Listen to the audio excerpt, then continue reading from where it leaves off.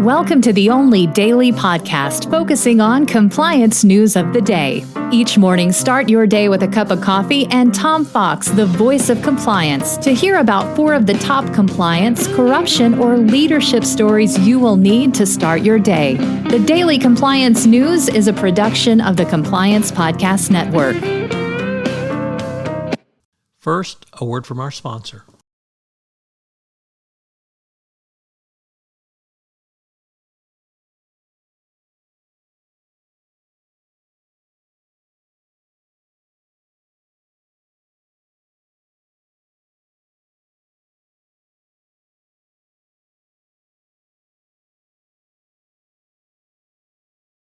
The Daily Compliance News for January 26, 2022, the Post-Termination Retaliation edition.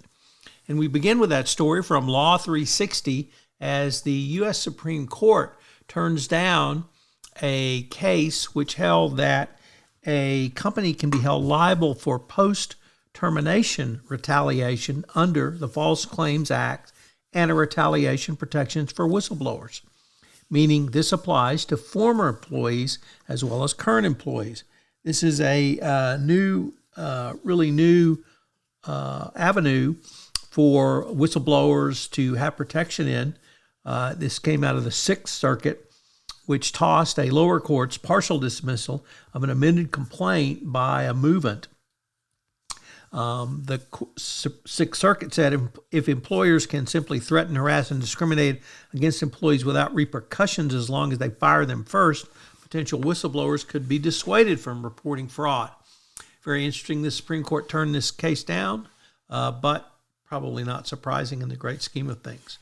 Next up from Bloomberg, burnt-out Amazon employees are embracing the Great Resignation. So it turns out $300,000 a year may not be enough, as there is, quote, an Amazexodus, as employees leave Amazon, even though they had great pride in working for the company, but the grievance of poor working conditions and really just horrendous work hours have led many to leave.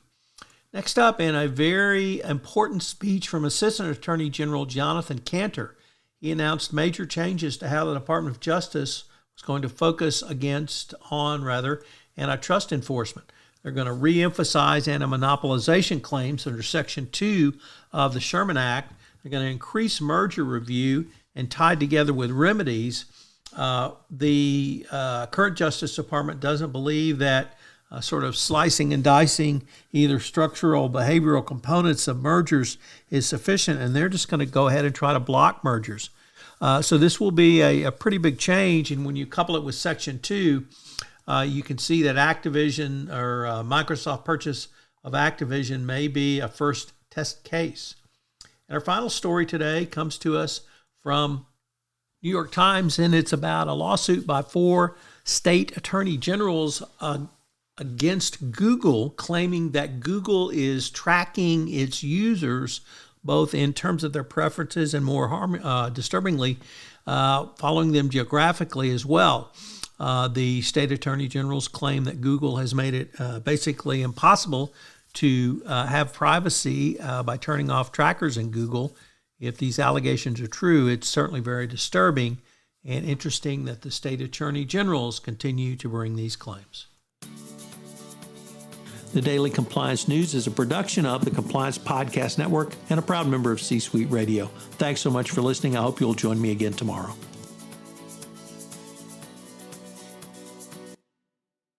This podcast is a part of the C-Suite Radio Network. For more top business podcasts, visit c-suiteradio.com.